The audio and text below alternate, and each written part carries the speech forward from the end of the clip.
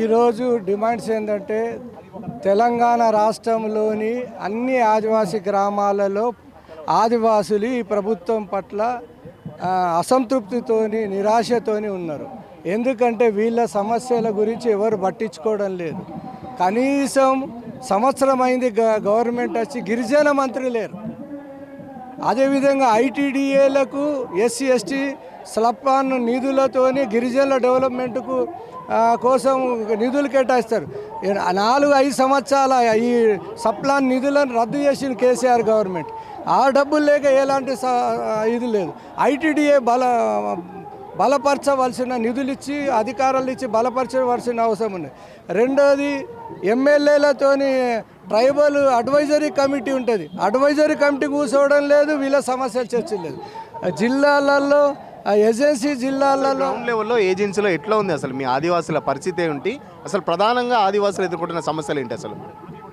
First సమస్య తాగడానికి నీళ్లు లేవు సార్. మురికి నీళ్లు గుంటలల్లో చెలిమెళ్ళల్లో నీళ్ళు తాగుతున్నారు, పురుగులతో నీళ్లు తాగుతున్నారు, విరోచనాలు తోని అనేక మంది చనిపోతున్నారు. ఫస్ట్ పోషకాహారం లేకపోవడం చేత రక్తహీనత ఆదివాసులలో 70-80% ఎవరికైనా రక్త పరీక్ష చేయండి, రక్తహీనత అనేటువంటి తీవ్ర స్థాయిలో ఉన్నది సార్.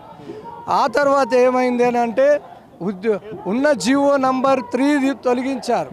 సుప్రీంకోర్టు రద్దు చేసింది. సెంట్రల్ గవర్నమెంట్ జోక్యం చేసి ఆ జీవోను ఉంచాలని ఆదివాసుల పక్షాన పోరాడవలసినటువంటి బాధ్యత సెంట్రల్ గవర్నమెంట్ది. ఆదివాసులు సెంట్రల్ గవర్నమెంట్ మనుషులు.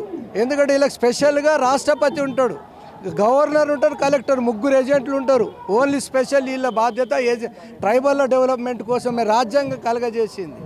వాళ్ళ హక్కులకు, రాజ్యాంగ ప్రకారం హక్కులకు భంగం కలిగితే సెంట్రల్ గవర్నమెంట్ ఇన్వాల్వ్ అయ్యి దాన్ని కాపాడవలసిన బాధ్యత. సెంట్రల్ గవర్నమెంట్ స్పందన లేదు. అది దాంతో ఇప్పుడు ఇన్ని రిక్రూట్మెంట్లు జరుగుతున్నాయి. పోలీసు ఉద్యోగాలు ఏమి ఉద్యోగులు ఆదివాసులకు రావడం లేదు. మీరు ఆలోచించండి. 10% ఆదివాసులు ఉన్నారు తెలంగాణ రాష్ట్రంలో, 6% రిజర్వేషన్ అమ్మాలి. ఏ కోణాన చూసినా అన్ని ఆదివాసులు. ఆ తర్వాత ఏంది, గ్రామాలలో దళారు వ్యవస్థ, వడ్డీ వ్యాపారస్తులు ఇష్టారాజ్యంగా వాళ్ళు సంవత్సరం అంతా చేసినటువంటిది వడ్డీ వ్యాపారస్తులు పోతున్నాయి. అడవి నుంచి ఏదైనా అటు ఉత్పత్తులు తీసుకొస్తే దళారులు కార్చౌకగా ఆలు కొనేస్తే వీళ్ళకి ఏం లేని వాళ్ళు తింటందుకు తిండి ఉండదు వాళ్ళ దగ్గర. అట్లా ఘోరంగా ఉన్నాయి. రోడ్లు లేవు, మంచి నీళ్ళు లేవు, వైద్య సౌకర్యం లేదు, పోషకాహారం లేదు, చదువు లేదు, ఎలాంటి సౌకర్యం లేదు. వాళ్ళు ఉన్నారు, ఈ దేశంలో ఉన్నారు అని అంటే ఉన్నారు ఓట్ల కోసం. 75 ఏళ్ళు అవుతుంది, మీరు ఇప్పటికీ ఇంకా నీళ్లు లేక వైద్యం లేక ఇంకా చేస్తున్నారు. మరి ఎట్లా అనిపిస్తుంది? అదే అనిపిస్తున్నది, చాలా బాధగా అనిపిస్తున్నది. అనేక మందికి ప్రజాప్రతినిధులకు విన్నవించుకుంటున్నాం, అధికారులకు, ఆయా స్థాయిల అధికారులకు కూడా సమస్యల మీద విన్నవించుకుంటున్నాం. ఓళ్ళు పట్టించుకున్నటువంటి పాపాన లేరు. ఏదైనా అంటే మన నక్సలైట్లు ఏది పోలీసుల వేధింపులు ఎట్లా ఉంటాయి? దానికి సంబంధించి నక్సలైట్ల గురించి మాట్లాడారు కాబట్టి, ఏదైతే ఇన్ఫార్మల్ అని చెప్పేసి నక్సలైట్లు సంబంధించి లేకపోతే పోలీసులు మీ వేధింపులు ఎట్లా ఉంటాయి దానికి సంబంధించి? వాళ్లకు పోలీసుల వేధింపులు, నక్సలైట్ల పేరట వేధింపులు ఉన్నాయి. అదేవిధంగా ఎక్సైజ్ డిపార్ట్మెంట్ వాళ్ళ ఈ సారా వాళ్ళ సాంప్రదాయం కాచుకోవడం, వాళ్ళు వచ్చి వేధిస్తారు. రెవెన్యూ అధికారులు వచ్చి వేధిస్తారు. అదేవిధంగా ఫారెస్ట్ అధికారులు మా జంగల్కి వస్తున్నారు, కట్టెగొండ పోతున్నారు, లేదా మీరు పశువులను మేపుతున్నారు, వాళ్ళు వచ్చి ప్రభుత్వ యంత్రాంగం అంతా వాళ్ళని వేధిస్తున్న ఆదివాసులను. వాళ్ళకి ఎవరు గవర్నమెంట్, ఎవరు ఆదుకోవాలా, ఎవరు మా బాధ వినాలా, మా సమస్యలు ఎవరు పరిష్కారం చేయాలనేటువంటిది ఎక్కడ కొన సూపులో కూడా కనపడాలి. సీతక్క ఉందిగా, మీ శాఖ మంత్రి కాకపోయినా కనీసం మీ తెగకు సంబంధించిన మహిళ కలిసిరా, సీతక్కని కలిసిరా? ఈ సమస్యలను సీతక్కకు తెలియదు మరి?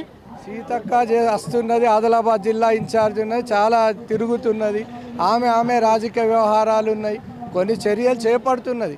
అది ఈ ఆదివాసులు ఉన్న సమస్యలు ఆ స్పీడ్ అనేటువంటి సరిపోదు. ఏదో కంటి తుడుపు చర్యలు చేపడుతుంది, కానీ స్పీడ్గా ఇలా సమస్యలు పరిష్కారం చేసే పద్ధతులు ఆమె వ్యవహారం చేయడం లేదు.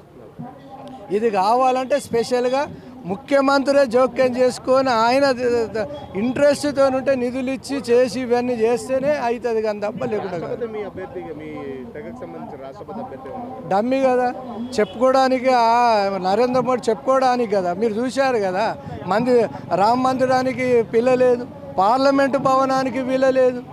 పార్లమెంటుకు ఆమెనే అత్యున్నతమైన రాజ్యాంగ రాష్ట్రపతి ప్రైమ్ మినిస్టర్ కాదు, పార్లమెంటుకు ఆమెను వీలలేదు. అది చెప్పడానికే తప్ప మళ్ళీ ఏదైనా ఆదివాసులకు ఏమైనా చేస్తున్నది ఆమె కూడా అయింది. ఎన్నడన్నా తిరిగిందా, ఏమైనా పట్టించుకున్నదా, ఏమైనా నిధులు ఇచ్చిందా? ఏమీ ఇవ్వలేదు నిధులు. నామ్నలే